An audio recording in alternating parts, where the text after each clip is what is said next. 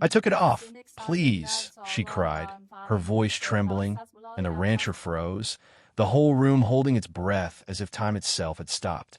The back room of Carter's saloon reeked of sweat, whiskey, and fear. Anna's wrists were tied with rough rope, the fibers digging into her skin until it burned. Beside her crouched Sarah, smaller, younger, shaking so hard she could barely draw air into her lungs. Carter stood over them, his shadow long, his grin twisting cruel at the edges.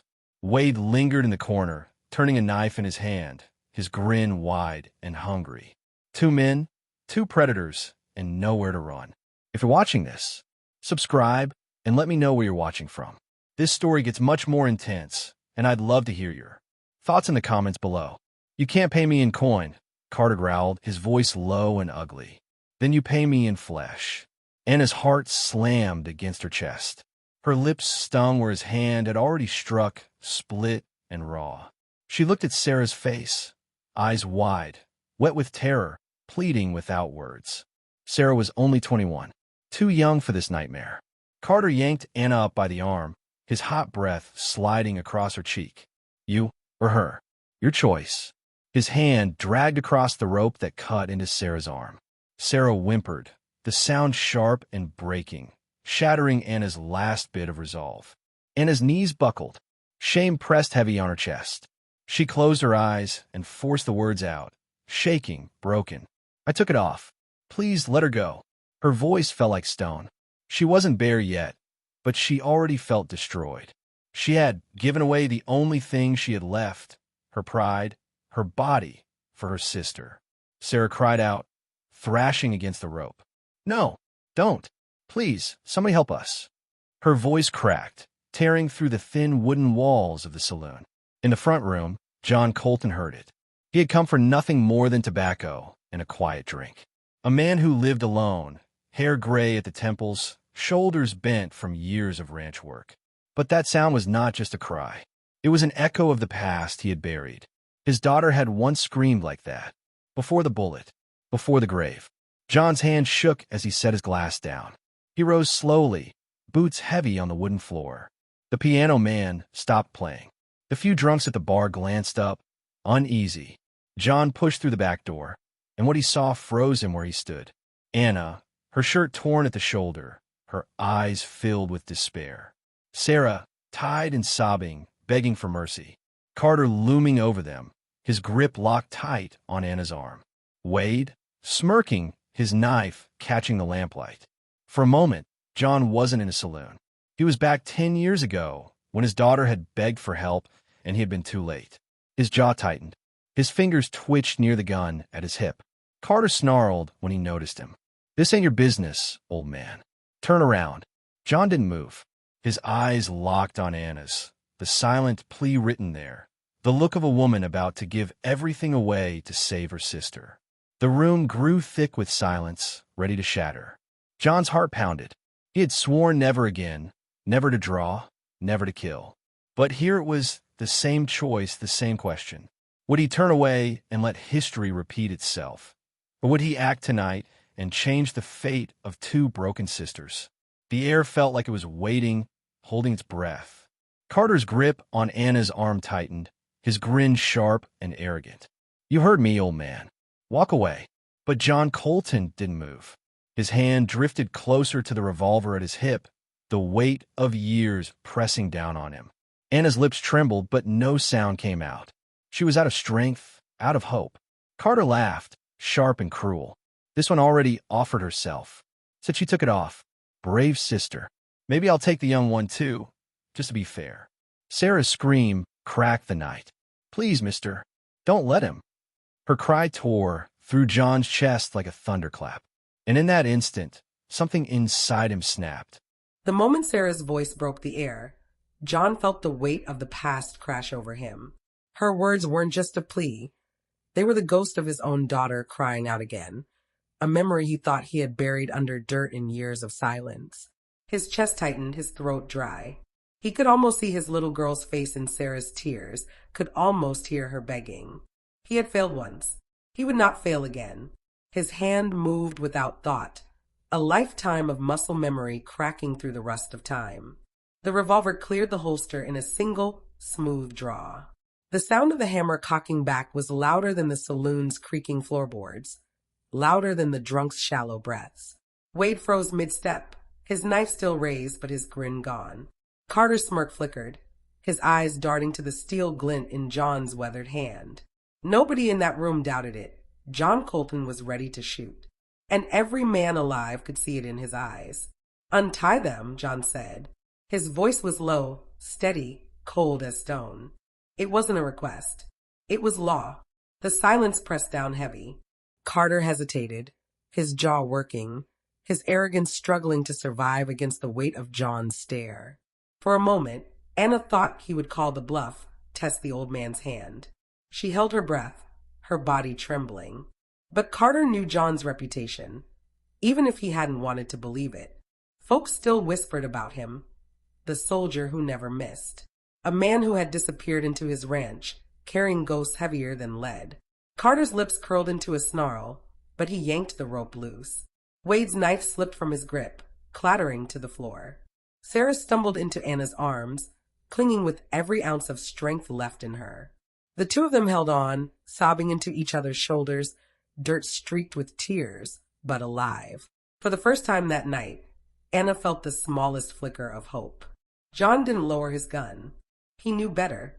Men like Carter only understood the threat of steel. His finger rested steady on the trigger, his body still as if carved from wood.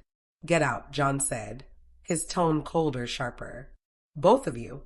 Carter spat on the floor, humiliated, but he stepped back. His arrogance couldn't hide the twitch in his jaw, the hate burning behind his eyes. Wade followed him, silent now, his smirk gone, his fear loud enough to fill the room. At the door, Carter turned, his voice cutting like broken glass. "This ain't over. You'll pay for this, old man." Then the door slammed, the echo rattling through the silence they left behind. The sisters held onto each other, their bodies trembling, breaths ragged. Anna turned her face toward John, her voice breaking apart. "Why would you help us? You don't even know who we are." John holstered the revolver slowly, his shoulders sinking under the weight of memory. His eyes were heavy, shadows thick in them. He swallowed, forcing words that carried more pain than anger. "Because someone should have helped my daughter, and nobody did." Anna blinked at him, stunned into silence. Sarah clung tighter, whispering into her sister's shoulder, "Are we safe now?" Her voice was so small, like she already knew the answer. John's gaze hardened as he looked toward the door. "Safe." He shook his head slowly. "Not even close." The truth sat heavy between them. Carter might be a coward, but a coward with power never let go. He'd be back and not alone. Maybe with friends. Maybe with the law on his side. Men like him always came back.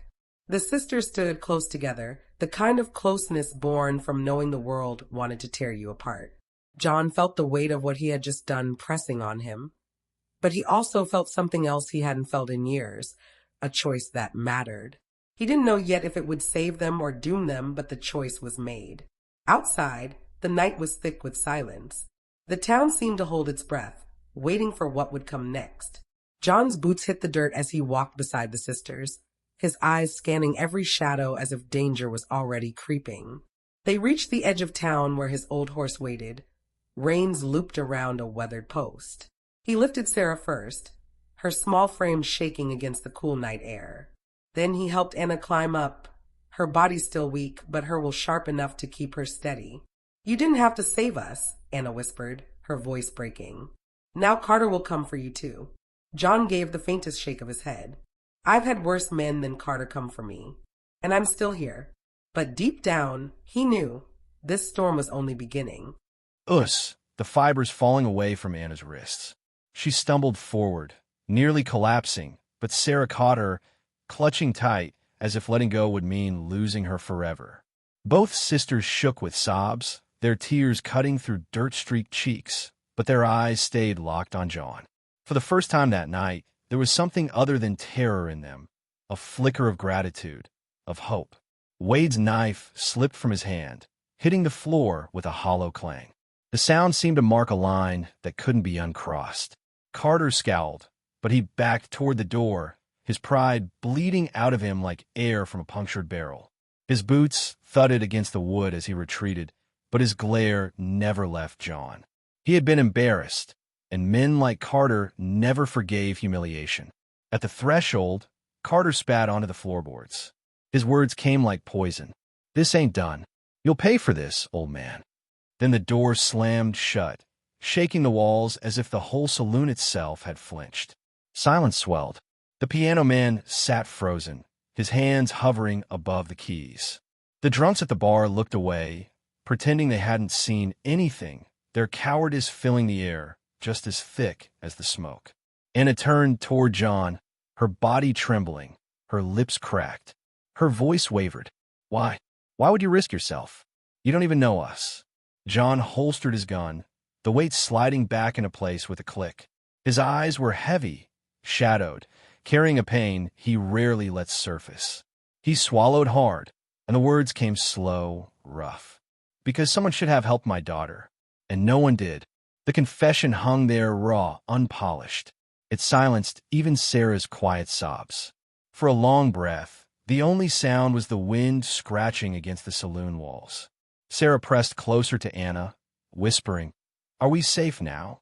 Her voice was fragile, as though she already knew the answer she didn't want to hear. John's gaze hardened, his jaw set. "Safe? Not yet. Not even close." The sisters exchanged a glance, fear clinging to them like a second skin. Carter was cruel, but cruel men with power always came back, and when they did, they never came alone. John led them out of the saloon into the cold night. The street was quiet, lanterns swaying in the breeze, shadows stretching long across the dirt road. The sisters clung to each other, holding on like lifelines. John walked beside them, scanning the alleys, his hand never straying far from his holster. At the edge of town, his old horse stood tethered, patient and steady. John lifted Sarah up first, her small frame light in his arms, her shivering not from the chill, but from what still echoed inside her. Then he helped Anna climb up, her body weak, but her eyes sharp with the will that had carried her through. "You didn't have to do this," Anna said softly, her voice breaking in places. "Now he'll come for you too." John adjusted the reins, his weathered face unreadable in the moonlight. "I've had worse men than Carter come for me, and I'm still here." But inside, he felt the storm brewing. The choice he made tonight couldn't be undone, and he knew the price would come knocking soon. The ranch came into view under the pale glow of a single lantern on the porch. The place looked worn, tired, but it was shelter. John guided them inside, where the faint smell of hay and wood smoke lingered. He poured water into tin cups, tore bread from a loaf, and set it on the table. The sisters ate in silence, too hungry, too shaken for words. John sat across from them, watching with a heaviness he couldn't shake. He remembered his daughter in that same chair years ago, her laughter filling a house that now echoed only with ghosts. The memory burned, but he kept his face still, his grief locked behind the lines carved deep into his skin. Anna finally broke the silence. "What happens when he comes back?" Her eyes were tired, but there was steel in them. John leaned back slowly, his gaze narrowing. "He will come. Men like him don't forget. They don't forgive being shamed. But when he does," he met her eyes with a steady calm, "he'll find I'm not the only one ready." The room fell quiet again, the kind of quiet that carried weight, the kind that warned of a storm still beyond the horizon. In cups slid them across the table and tore bread into uneven pieces. The sisters ate in silence, chewing like people who hadn't tasted food in days, though the bread was coarse and dry. Their eyes darted to the windows as if shadows might crawl through the glass at any moment. John sat across from them, his elbows on the scarred wood, watching without judgment.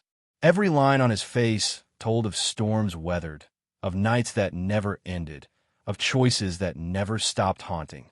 His daughter's memory pressed on him now, heavy as the colt on his hip. He remembered her laughter in this very kitchen, her head bowed over the same table. The echo hurt more than any wound ever had. Finally, Anna broke the silence, her voice raw but steady. "What will happen when he comes back?" John leaned back slowly, exhaling like a man who had been carrying that question for years. He'll come. Men like Carter don't forgive shame. He'll bring weight. Maybe others. Maybe the law, too. He's too proud to let this rest. His eyes found Anna's and held them. But when he does, he won't find us easy. Anna studied him, her face pale, but her gaze firm. You talk like you've been through this before. John gave a small, humorless smile. More times than I care to count. Sarah shifted nervously, clutching the tin cup with both hands, her knuckles white. Are you saying you'll fight them? You're just one man. John let out a dry chuckle, one that sounded more like gravel than mirth. One man with a steady hand and a clear conscience can be enough. The words hung between them. The sisters glanced at each other. For the first time since that nightmare began, they shared more than fear. They shared the faintest thread of trust, fragile but real. The wind rattled the shutters. Somewhere outside, a coyote cried, the lonely sound stretching across the empty land. The world felt like it was holding its breath, bracing for the storm they all knew was coming. Anna lowered her voice. Why us, John? You don't know us. Why risk everything for two strangers? John stared into the lantern flame, its flicker reflected in his tired eyes. He spoke slowly, each word dragging the weight of memory. Because too many times I stayed quiet. Too many times I told myself it wasn't my fight. And people I love paid for it. I won't let that happen again. Not tonight. Anna swallowed hard. Sarah leaned into her, and for the first time, Anna didn't pull away. The silence that followed wasn't empty. It was heavy, thick with unspoken truths, the kind of silence that lingers in the chest long after words fade. They sat there until the lantern burned low, exhaustion weighing them down. Sarah finally slumped against her sister, her body giving in. Anna smoothed back her hair, eyes still fixed on the dark window. John stayed awake long after, listening to every creak in the house, every groan of the wind. His rifle rested within reach, his revolver on the table. The night stretched slow, each moment sharp, each shadow suspicious. He knew Carter. He knew what came after humiliation. And he knew this was just the beginning. Morning broke sharp and cold over the ranch. The sky was pale, the kind of gray that promised no warmth, only wind. Sarah shuffled out onto the porch, clutching a tin cup of coffee too big for her hands. Her eyes were swollen from crying, her voice small. Do you think he'll come back today? Anna pulled her shawl tighter around her shoulders, stepping out behind her.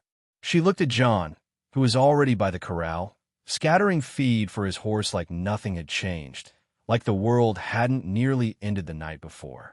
His movements were slow, steady, the routine of a man who had weathered storms by pretending they weren't storms at all. Carter's the kind of man who doesn't like being shamed, John said without looking up. Men like him always come back. Sarah's lip quivered. What if he brings more men? What if he brings the law? John finally stopped, leaning against the fence, his gaze fixed on the horizon. The law. His voice was flat, bitter. Men like Deputy Crow have been in Carter's pocket for years. That makes them worse than outlaws. At least outlaws don't pretend they're justice. The sisters traded a worried glance. They were safe for the moment, but safety felt thin, fragile, like a sheet of paper between them and a storm. Later that morning, John saddled his horse. He told them, stay inside. Do not open the door. If trouble comes, head for the root cellar and stay there. Anna's hand lingered on his arm. Where are you going? To town, he said, tightening the cinch. Better I see what's waiting than let it come to us blind. The saloon buzzed with low chatter when John walked in. Carter sat at a table with Wade, and sure enough, Deputy Crow leaned back in his chair beside them, his badge catching the lamplight. The three of them looked like vultures around a carcass. Well, Carter drawled, loud enough for the room to hear.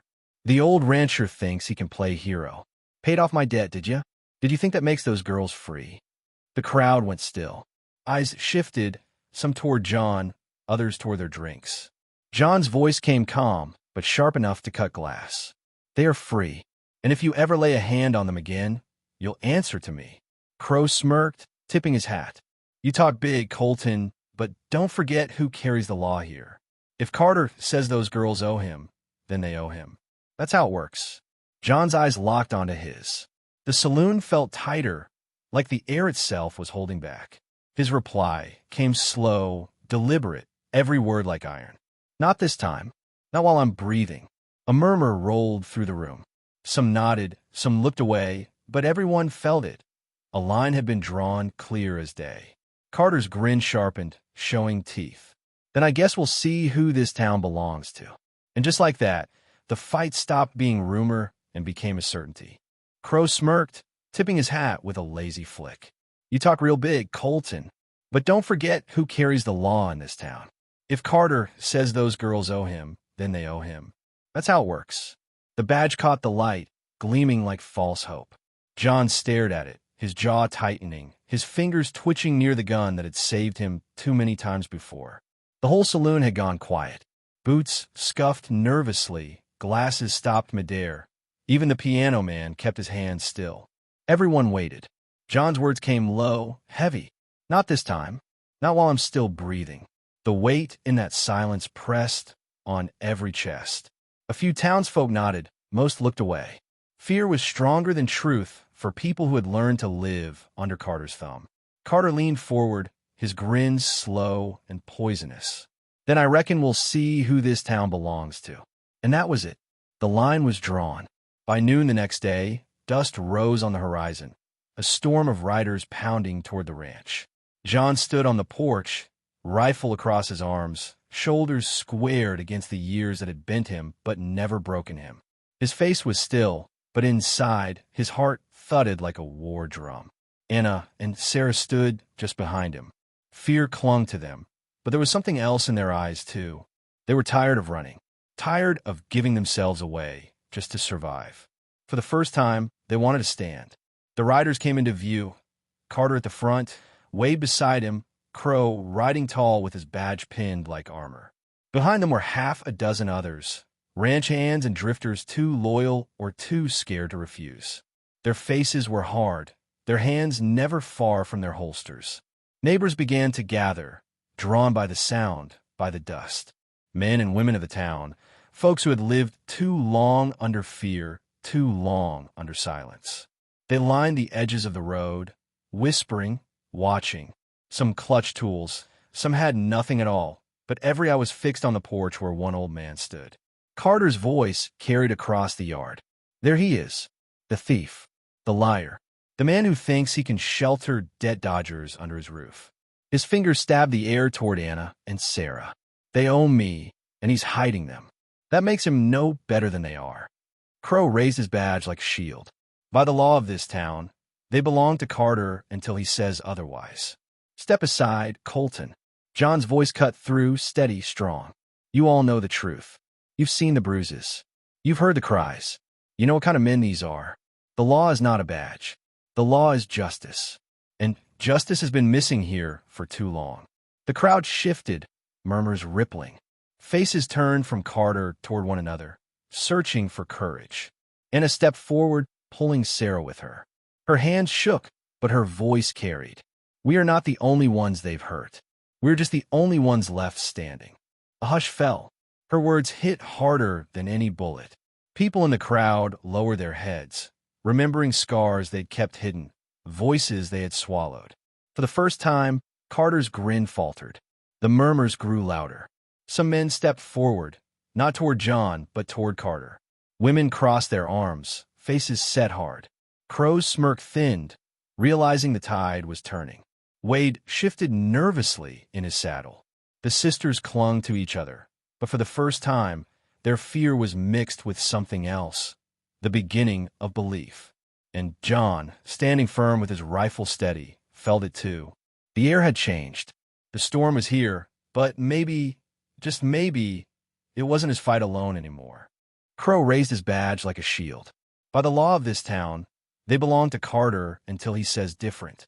Step aside, Colton. John didn't move. His rifle stayed firm in his hands. His voice came strong, simple. You all know what's true. You've seen the bruises. You've heard the cries. These men don't care about law. They only care about power. But the law isn't a badge. The law is justice.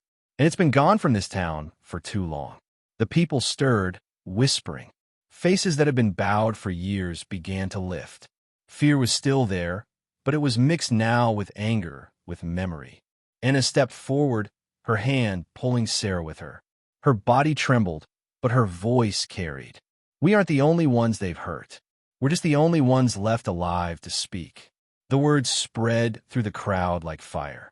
Men clenched their fists. Women wiped tears from their eyes, but stood taller. They remembered the pain Carter's men had caused. They remembered how Crow had turned away when they begged for help. Carter's grin slipped. His eyes flicked from face to face, reading the change. Wade muttered under his breath, shifting in his saddle, his hand brushing the handle of his knife. John's gaze stayed hard. "This ends today. No more fear. No more silence." The crowd stepped closer. One voice called out, "She's right." Another man added, "We've all suffered enough." And then more voices joined, rising together. Carter snarled, "Shut your mouths. You'd all starve without me." But his words carried less weight now. The people weren't listening like they used to. Crow's smirk faded.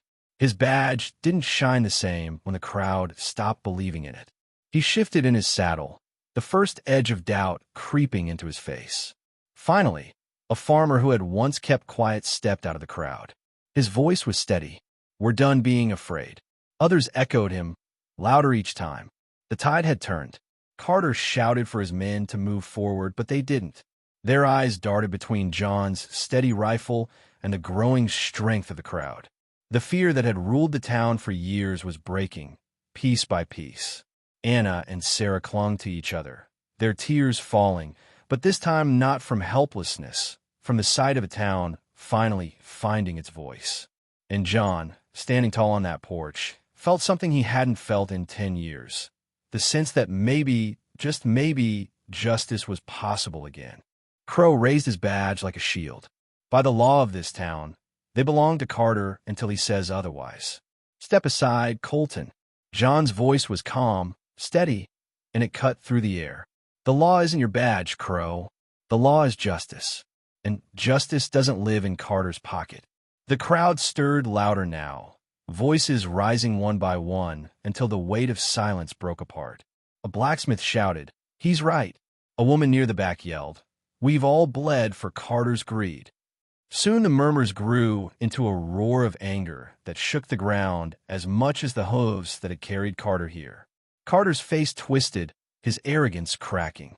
He barked at his men, "Draw," but hesitation stopped them. Their hands twitched near their holsters, but no steel cleared leather. The eyes of the town were on them, eyes filled with years of swallowed pain that had finally turned to fire. Anna clutched Sarah, both trembling, but for the first time their fear was not alone. Hope lived inside it now, sharp and alive. Wade's courage faltered first. He slid from his saddle, his knife clattering uselessly to the dirt. A murmur of approval rippled through the crowd. Crow's smirk vanished as neighbors he once bullied closed in around him, demanding he answer for his lies. The badge he wore no longer meant safety. It was just metal pinned to a coward's chest. Carter tried one last time, rage shaking his voice. "You'll regret this, all of you. I own this town." But the people stood taller, and John leveled his rifle, his voice cold as iron. "Not anymore." By the end of the day, Carter and Wade were bound with rope, marched away by the very townsfolk who once feared them. Crow was stripped of his badge, left to face the shame of a man exposed for what he was. As the dust settled, John lowered his rifle. His chest was heavy, but for the first time in years his eyes felt lighter. Anna stood close beside him, Sarah clinging to her hand. Anna looked up at him, voice soft but certain. "You didn't just save us. You saved them too." John gave a small nod, his face lined but steady. Sometimes one man has to stand first, but it takes many to finish it. The people gathered together, neighbors who had once lived in silence, now speaking freely, stronger for it. The ranch that had been nothing but wood and dirt a day ago now felt like the ground where something new could begin. That night, as lanterns glowed across the town and voices carried hope instead of fear, John sat quietly on his porch. He thought of his daughter, her laughter, her cries, the promise he had once failed to keep. And for the first time in years, he felt that maybe he had kept it after all.